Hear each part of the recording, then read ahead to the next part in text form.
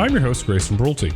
Welcome to another episode of SAE Tomorrow Today, a show about emerging technology and trends in mobility with leaders and innovators to make it all happen.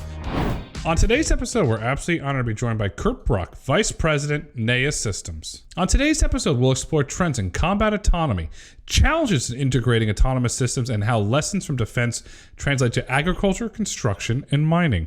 We hope you enjoyed this episode. Kurt, welcome to the podcast. Thank you. I'm really glad to be here. It's great to have you here. I think autonomy for defense applications is awesome. I think it's super intriguing. And what Neya Systems is building, you're right at the forefront of this. From an overarching perspective, how is Neya Systems approaching autonomy? Yeah, that's kind of a loaded question. There's a lot of moving parts to it.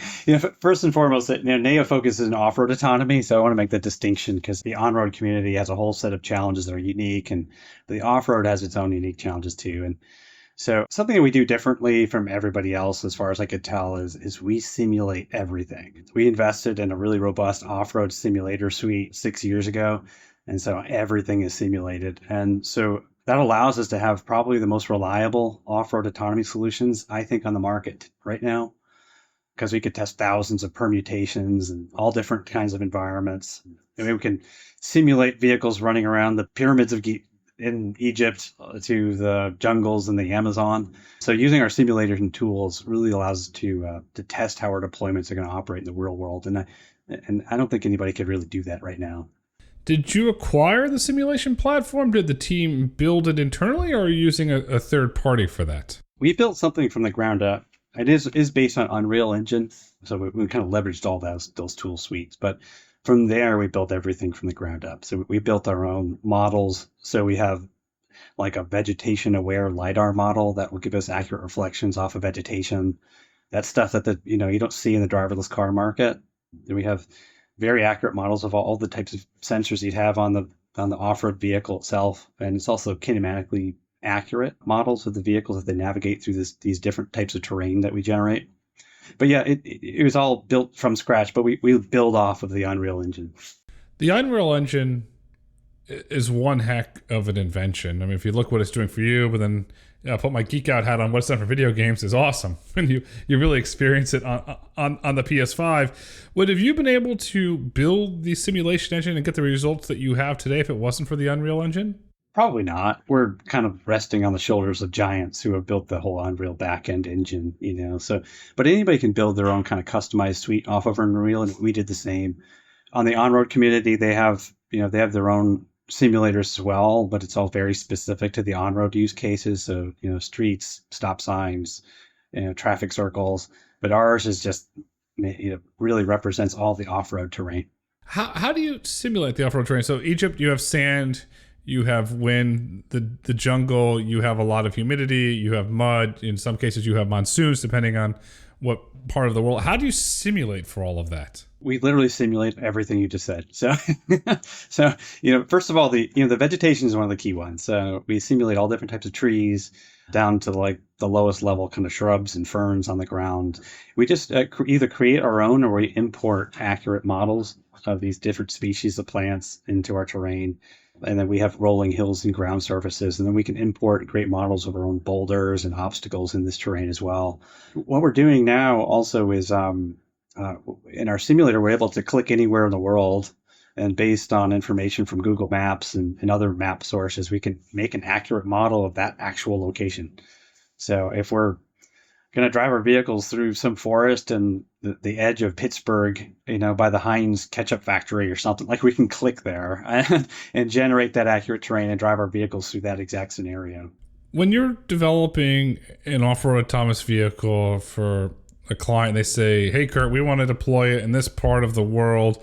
And oh, by the way, we need another one to deploy in this part of the world. Do you take those parts of the world and simulate everything to if you want to battle test it to see how it would react in that environment prior to shipping the vehicle out to that client or customer? You hit the nail on the head. But first of all, we should caveat that there's really no fielded autonomous ground vehicles yet, or like really, really close, right? And programs like the Robotic Combat Vehicle is looking to be the first reconnaissance vehicles fielded. There's programs like ATVS, which is doing convoying, but the military really doesn't have many use cases of deployment yet, but it's coming. But what you just said is exactly right. So the idea is if you want to deploy to Ecuador tomorrow, we can click on the map and get an accurate model of what that environment looks like, test our vehicles, maybe do a little tuning if we need to, but then they're ready to deploy in that exact area. Wow. Okay, so what's the time frame? Weeks, months, quarters? How long does it take to train that vehicle for that environment? Let's use Ecuador as the example. And I'm not saying we're deploying to Ecuador tomorrow, just an example, but it's actually pretty quick. So that's another feature of the way we do things that are a little different is with simulation, we're able to do, thousands of simulations, faster than real time and train our models much, much quicker doing it this way. And what we do is we actually do a Monte Carlo analysis. We drive our vehicle through the terrain, we see how it did, and then we kind of change up the terrain. We see how that did. We change it up again and again. And as the boulders, as the trees move, we can really nail down, like, what are the things it's choking on? What is it failing on? And then we can kind of subtract that out or tune for that specific use case. Otherwise, a lot of our competition is kind of playing whack-a-mole with this. They don't know what to focus on, but we know exactly what going to be the challenges are in that unique terrain of deployment.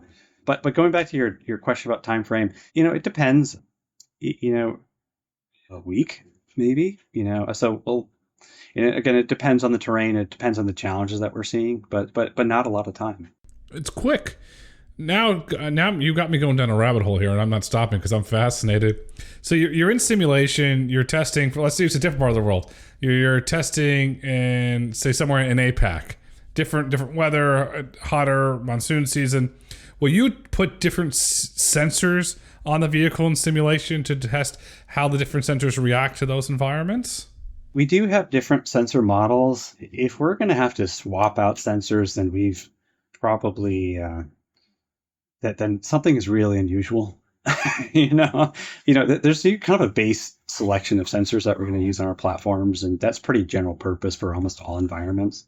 If we find something in our simulation that we're going to use a different kind of sensor suite, it's pretty extreme. I'm not sure what that would be. Maybe intense fog and dust and due to monsoon season or something, that might require different LiDAR, but I think it's kind of a rare thing to do. What is the base Neya sensor suite look like? Do you have a base sensor suite that you use for the vehicles? Yeah, and it's nothing super unusual. We do use LiDAR, we do use cameras, and we can use either or fuse them together to give us a pretty good operating picture. Depending on the application, we also use radar as well. And, a lot of it comes down to cost too. The more sensors, the better, right? It just requires more processing power. The cost goes up per vehicle, and is the military or our customer going to willing to pay for that? They usually have a cost bogey that's a trade-off of performance versus what they want to pay for. All right, from a military applications, LiDARs are constantly shooting out laser beams. Bad guys with night vision can see it. Are there concerns about using LiDAR in theater? There is. So I would say that there's definitely a concern of using LiDAR because if you put on night vision goggles, it looks like a disco show, right? You just see lasers shooting out everywhere. So it is a legitimate concern. I also think that there might be some opinions out there that are making it seem like it's more of a concern than it really is. There's a distance component. If you're pretty far away, you're not going to really see this stuff. But if you're closer to the autonomous ground vehicle with LiDAR, you will see it. So, I think some people in the military are kind of freaking out that you need to absolutely ditch LiDARs altogether. But I think if you really delve into it, there are specific use cases that are challenging, but it's good overall. And I would say the solution to that is people are pushing more towards cameras as much as possible. And what we're doing is we're starting to look at, using one or the other or both, depending on the situation. If you want to be more of a stealth mode, you can, shut down your LiDAR for a time and have slightly degraded navigation. So that these are all part of the landscape that we're implementing in our autonomy. This is great because you confirmed something. The camera versus LiDAR debate that we have on civilian automotive is now carrying over to defense applications. That debate just keeps on going. From your opinion, you're sitting here on the off-road focus. We're going to get into this. You have a civilian business, but you also have a military business. I want to say on the military side here now. What are some of the biggest trends that you're seeing as it relates to deploying autonomy in combat situations? Any big trends that you're seeing? Yes, as far as trends, there tends to be like themes, and then they kind of ebb and flow. I think that there was a program called DARPA Racer a couple years ago where the idea was to go very fast and push the limits of how fast autonomous ground vehicles can go in an off-road environment. So there's a lot of people have saw what's the realm of the possible. That very high speed vehicles launching off sand dunes and things like that, and that was pretty exciting. That's a little bit of a trend right now. I would say that the only challenge with that is, if you look at the Racer program, the theme of the program was to go fast at a cost. What that cost is damage to your vehicle.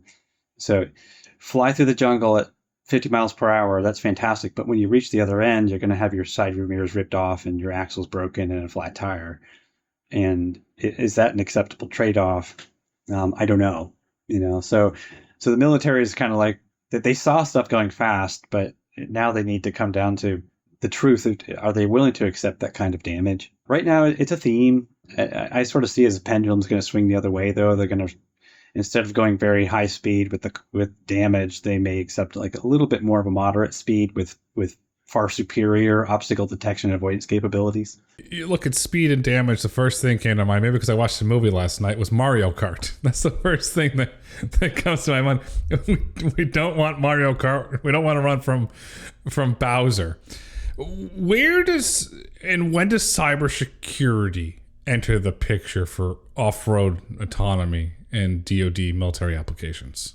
Yeah, it's entering it now, right? So some of the few programs that are really front and center, focused on deployment and doing an authority to operate, like convoying in particular, cybersecurity is a big deal. And if you look at the example in the UAS, the air market is basically 20 years ahead of the ground. And so the ground is really about to deploy. So if you look at the UAS market and you talk to the soldiers in the field, they're basically saying, I don't want to buy a drone unless it's cyber secure. And so that's trickling down to the ground, and we're seeing more and more of that.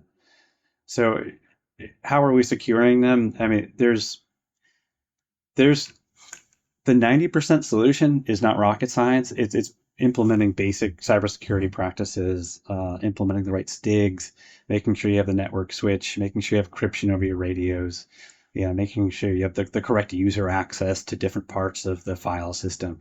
This is just Cyber 101. But there's a whole nother aspect that we're developing also. And we're actually developing something called an autonomous intelligence cyber agent.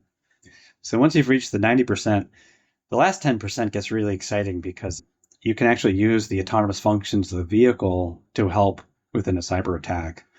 And so our autonomous intelligence cyber agent allows vehicles to have autonomous responses to an attack. So in a convoy, for instance, if you had a 15 vehicle convoy and vehicle 3 has been a cyber attack, it can communicate to all the rest of the vehicles in the convoy that, hey, I'm compromised. You guys go around me and carry on with your mission. And only with that intelligent cyber agent are you able to do these kind of auto responses. That, if you just zoom out and you think about the positive implications that your autonomous intelligent cyber agent is going to have, it's enormous. To achieve that, I'm assuming you have to have edge compute on all of the vehicles that are there. Is that how it's doing it? Are you running that, or is that all through encrypted connectivity, or how is that happening? Yeah, well, if you take the convoying use case, and again, just for people's awareness, convoys, typically 15 vehicles. They're very large, armored vehicles. By default, they all do have their own radio systems. They're encrypted, and they're all communicating with each other and sharing like GPS waypoints and obstacle detection data with each other, so that they're kind of this formation that's all intelligent navigating down the road. So when we implement the cyber agents, it's really just software. It doesn't necessarily require like a new edge compute or all this extra stuff going on. It's really just a novel piece of software that we load onto these vehicles. It's aware of the radios, it's aware of the compute, it's aware of the architecture, but it's given permission to have cyber responses based on the unique attacks that it's experienced. So it's almost like another software layer on top of the base autonomy, if that makes sense.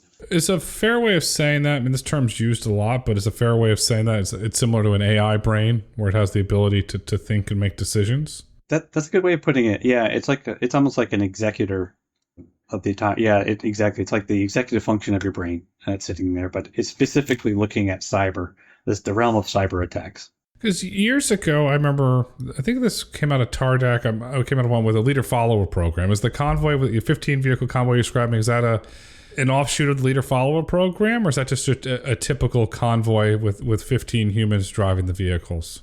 Yeah, so leader follower is the original program. Where it was more of a R&D kind of concept prototype. The latest and greatest is called Autonomous Transport Vehicle System, ATVS. And this is the program of taking leader follower technology or the concept and trying to do what's called an ATO, an authority to operate. And it'll be the first kind of actual use case of fielded autonomous vehicles. Oh, wow. And will that eliminate the lead driver? Because leader follower had that lead driver. Will the ATVS program, will that eventually eliminate that lead driver? It's going to operate with or without a lead driver. That's the objective. Enter AI brain, and that's where this comes together. So you had the AI brain, you have the security now, and I got to highlight something because your company is not just you're focused on off-road, but you got a really cool software program called Mission Planning and Management System. How does that connect all the dots? Because when researching this, I'm like, okay, you can plug this in, you can plug this in, you can plug this in. Where does that sit in this ecosystem? Yeah, so Mission Planning Management System, it's acronym MPMS. We're really, really excited about MPMS. So if you don't mind, I'll back up for a second. So, we've been talking about autonomy on a single vehicle, and most people are focused on that. And that's a great mission set, and we're focusing on that too. That allows us to get a soldier out of harm's way. Perfect. But the real holy grail of autonomous vehicles, especially in the military, is what's called force multiplication. And by that, I mean a soldier becomes an army of one. So one soldier can control 400 autonomous ground vehicles and 1,000 drones and coordinate their payloads and the soldiers. So that's the holy grail. That's always been the dream of autonomy. And MPMS is really the solution to that. So how do you coordinate this large fleet of not just one domain, but heterogeneous vehicles? So all different types of ground vehicles, all sorts of air vehicles, even subsea, if it makes sense, and the soldiers involved. So MPMS has a lot of momentum right now. We're very excited. It's actually our very first product when we got started as a small SBIR company. And fast forward to today, we actually have 15 successful field experiments now doing fleet management with MPMS. It's about $18 million invested into the product line. It's a cut above the rest. So there was a program just recently called 10X Platoon, where the idea was to allow a platoon to be 10 times more effective than they are now using autonomous vehicles. And MPMS was the main control node of that. So we controlled 3 UASs, 3 autonomous ground vehicles, 3 quadrupeds, and then it was a 20 soldier squad. And all of it was coordinated with MPMS. And it was by far the most successful coordination mission I've ever seen in robotics to date.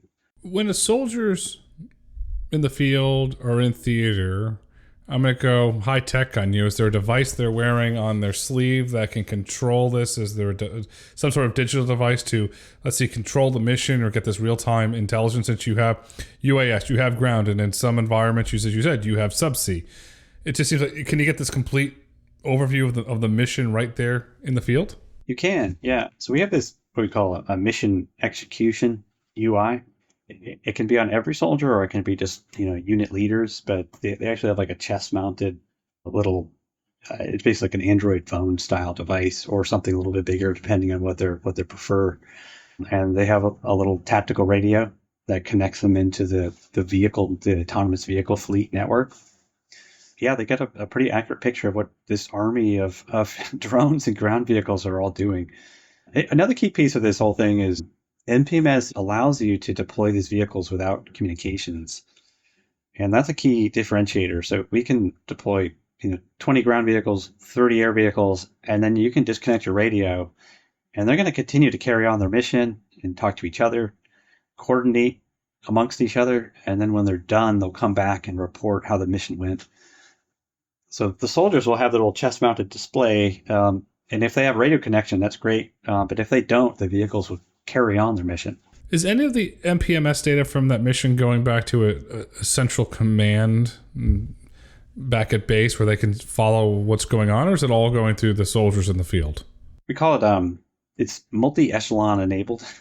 So the the squad of soldiers, they can have their little unit, the little displays on their chest, and they get the kind of real-time feedback. But as long as there's a radio connection, all of this can be fed back to the tactical operations center. You have the decision makers getting a whole picture of what's going on. A lot of it comes down to radios. If you have the connectivity, you can get a real-time updates, but our system will operate when the radios aren't there either. So if the tactical operations center ideally would have Starlink satellite link, as the vehicles are navigating over really vast terrain, that would give them constant connection. But it really depends on what the radios are being deployed at that specific use case. NAHA's invested $18 million to date for the MPMS system. What did you see when you started investing in the system? Was there just a need in the market, or did you see an opportunity to make a better, superior product that increases the efficiency for soldiers in the field? Yeah, and to be clear, this is a mix of investment. It's our own investment, but it's also the DoD's investment. In total, it's about $18 million. So when we started off this program over a decade ago, it was actually just a research program, like an SBIR program, Small Business Innovative Research funded grant. And back then, it was just an interesting experiment to see, hey, can you have 3 vehicles do some coordinated mission to do something constructive? And that was the problem we were trying to solve.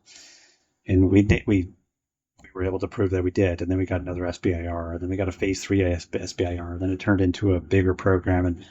And again, it feeds into this concept of force multiplication.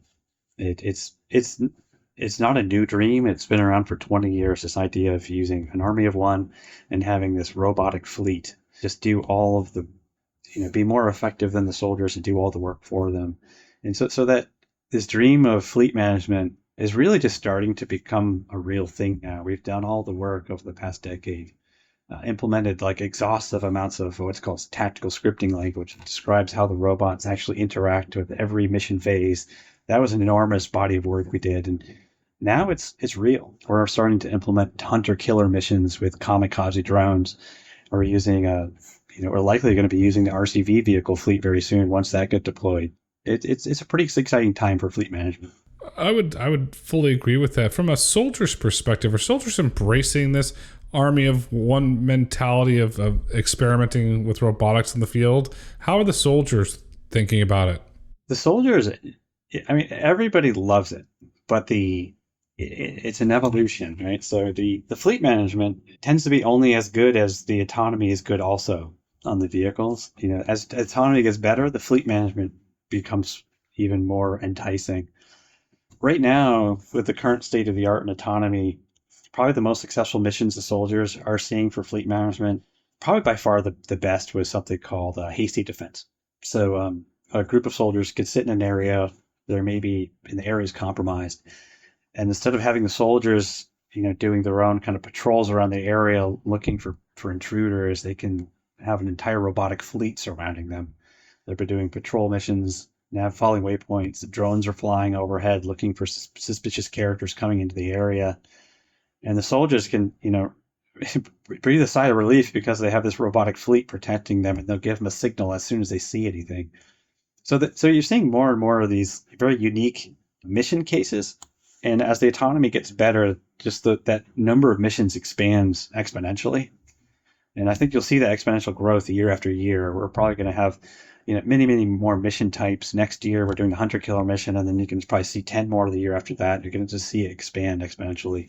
It's a growth market. There's no other way to describe it, and it's good for the U.S. Let's call that be point blank there. And it's really good for national security. When you're developing these autonomous ground vehicles, obviously different missions, different requirements, but overall, does a lot of redundancy go into these systems that you're developing?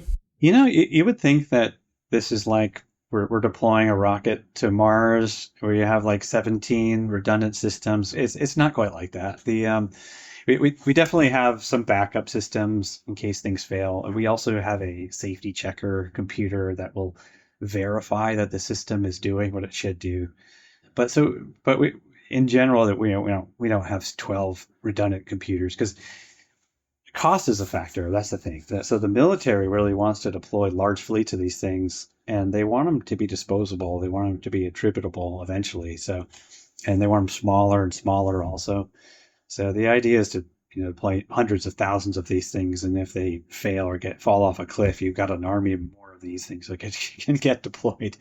But I would say a hot topic in autonomy is allowing your vehicle to operate when there are failures in the system. So if you lose a sensor, the whole thing doesn't just fail. Instead, it'll continue to operate on its mission even though the LiDAR went down. Or if you lost your IMU, it's still able to localize off of encoders and still carry on with its mission. So it's like a degraded failure approach is a common thing that you're seeing now. There are situations, don't know if it's true or not, but I've seen it in a movie. So I'll say that to the audience. I've seen this in movies. If the robot's on its way to get caught by the enemy, do they self-destruct? Are there self-destructions because of the secrets that could be inside of those robots? That's definitely a requirement we're seeing on the cybersecurity side. Yeah, so we need to build into our systems. I forgot the terminology. It's like a zeroing function. So basically, if it gets compromised, all the files get wiped, the whole thing goes down, and it just becomes a brick. It's not a requirement in every program, but we're going to see more and more of that, programs that require real robust cybersecurity. So Hollywood might have gotten one right then. Yeah. Hollywood gets almost everything right eventually. It's just when the technology catches up. So they're out there, they're in the field. What propulsion systems are they running today, and how do you see the propulsion systems potentially changing in the future? Yeah, the very typical, diesel engines like they've always done. The trend is moving towards electric, just like in the commercial industry. What we're seeing right now is there's a lot of vehicles that are hybrid diesel. So it can operate in electric mode for a time, and then you can switch over to its diesel engine, and when it's operating that way, it's charging up the battery system. And that's kind of unique. It's interesting with that paradigm because it allows us to switch into electric mode if you want to be in a stealthy area. Because a diesel engine shuts down, it's quiet, you don't hear a thing, but it only operates for so long on electric. But we're not in the business of vehicles, but I know that there's a couple of the OEMs are having some really interesting pushes into pure electric, and so you're gonna start to see more and more military vehicles have electric vehicles, and they operate for days and days and days just purely on battery power, without having to charge, without having to flip on a diesel engine to charge it. That's the defense side. Let's shift to the civilian side, because outside of defense, the company has a focus on off-road autonomy for ag. Brilliantly smart. We're seeing the labor shortage there on farms. Construction, labor shortage again. Mining, labor shortage, safety concerns. Why are you focusing on these markets in addition to your defense business? Yeah, I mean, there's a business case, and then there's sort of what we like to do case. So there's on the business side, frankly, there's quite a bit of money going into this.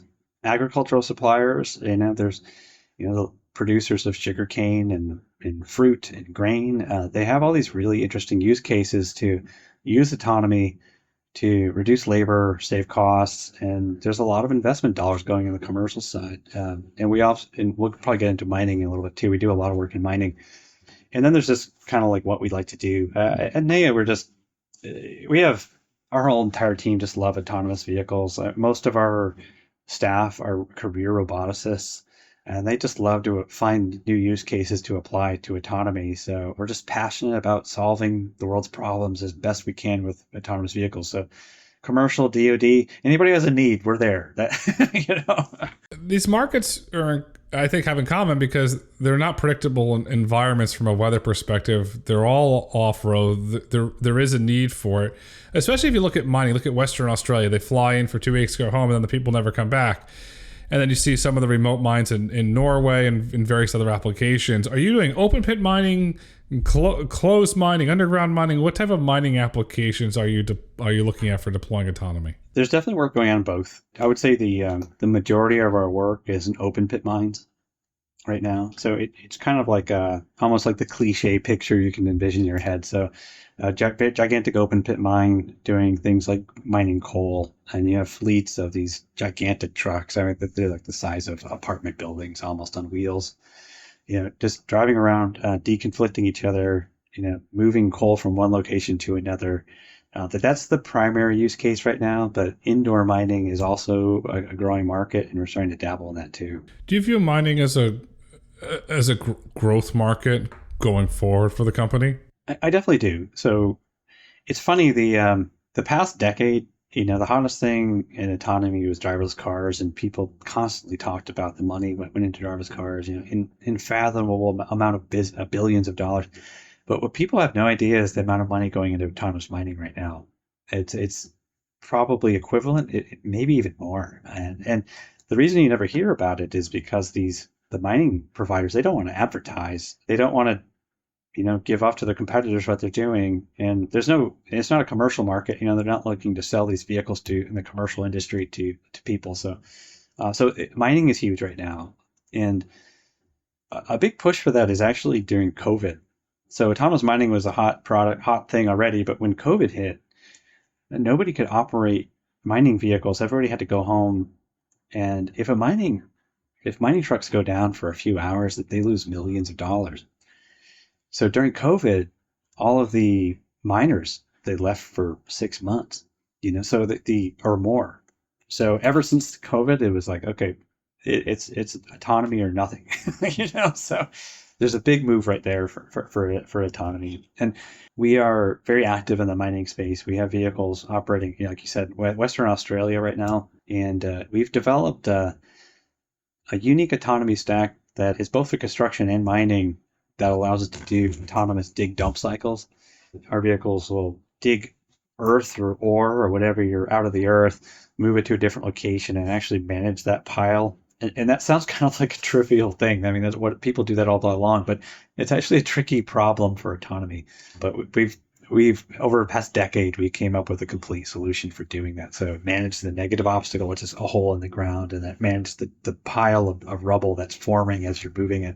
And another thing that we do is route clearance. This same kind of planning system we developed allows us to remove obstacles along the route. This is specifically for DoD. If it finds an obstacle, based on the tools that the vehicle has, it can actually break apart the obstacle, move it out of the way, and then clear the path for the soldiers to carry on their mission.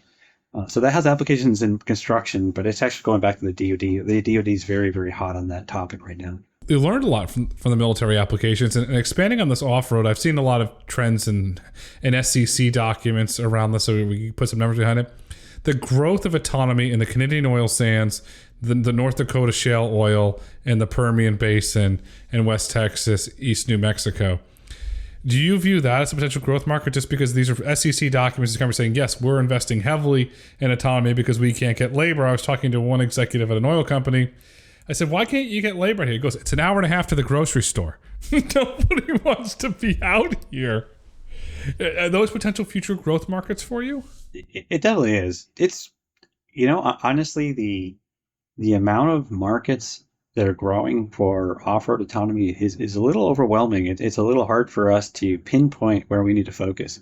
So we see that as a growth area for sure.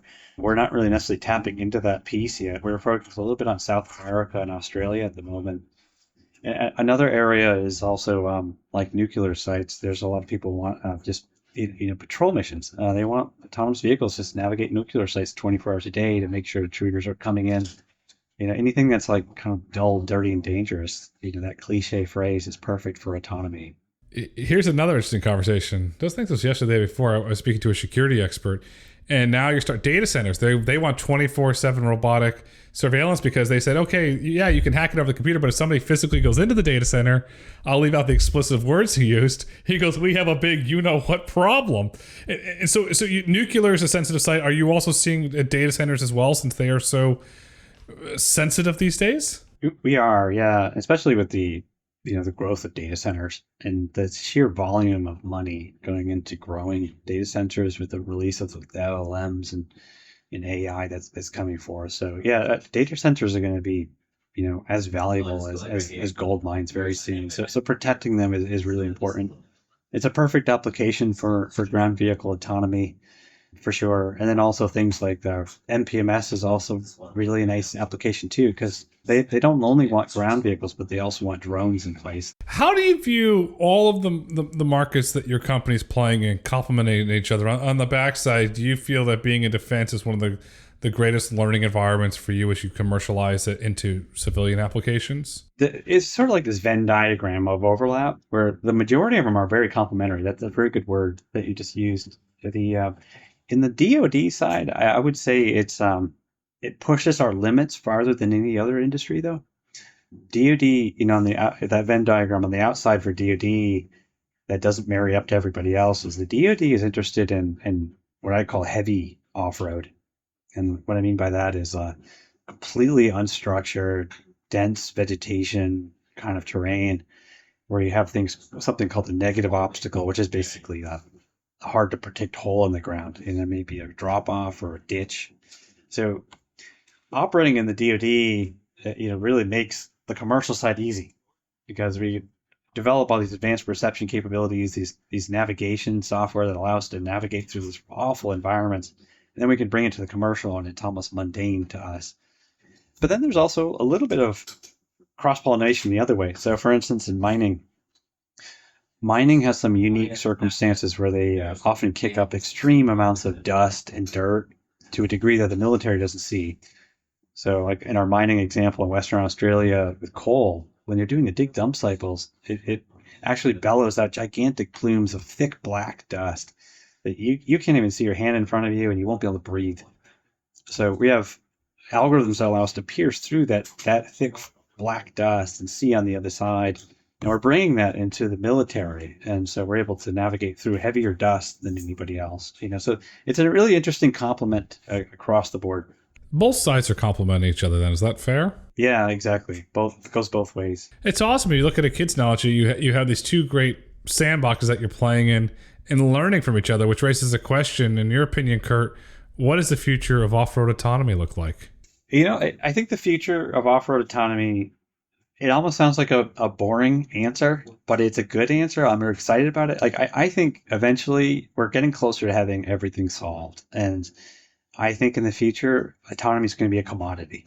So once, these vehicles, they're going to be navigating 24 hours a day, doing patrol missions, and it's going to be just like picking up your phone. You're just used to seeing these vehicles. The military is going to have their fleet of autonomous vehicles. So it's just going to always work.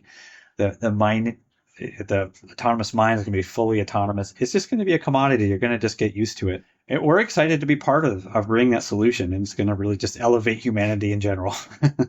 That is a great line. Autonomy will become a commodity. Commodities power the economy. Without energy is a commodity. Without energy, we're not having this conversation today. You're not going in your car, electric or gas, without energy. Kurt, this has been awesomely fun today. As we look to wrap up this insightful conversation, what would you like our listeners to take away with them today? I would just say, like I said, the air domain is a little bit ahead of ground. And so it's a really exciting time for ground. We're really breaking new realms. You're going to start to see deployed ground vehicles very soon. And like you said, in the mining areas and construction, agriculture, you're going to start seeing ground vehicles is very, very common. Look out for Neya Systems. We're looking to be the forefront of all of this stuff. So keep an eye out for Neya's logo and all these vehicles as you see them deployed and they become a commodity. Neya Systems will make autonomy become a commodity. Today is tomorrow. Tomorrow is today. The future is Neya Systems. Kurt, thank you so much for coming on SAE Tomorrow Today. Yeah, thanks so much. It's been a great time. Thank you for listening to SAE Tomorrow Today. SAE International makes no representations as to the accuracy of the information presented in this podcast. The information and opinions are for general information only. SAE International does not endorse, approve, recommend, or certify any information, product, process, service, or organization presented or mentioned in this podcast.